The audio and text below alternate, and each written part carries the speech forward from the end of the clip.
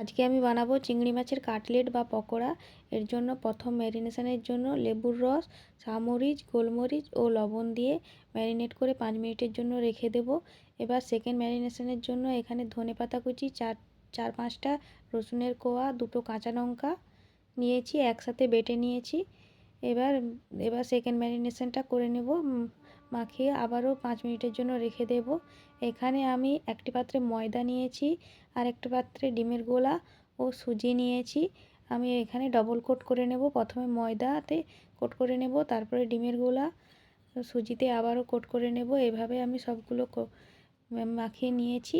এবার দেখুন কড়াইতে তেল দিয়ে গরম করে নিয়েছি। এবার চিংড়ি মাছগুলোকে হালকা আঁচে উল্টে পাল্টে লালচে করে ভেজে তুলে নেব।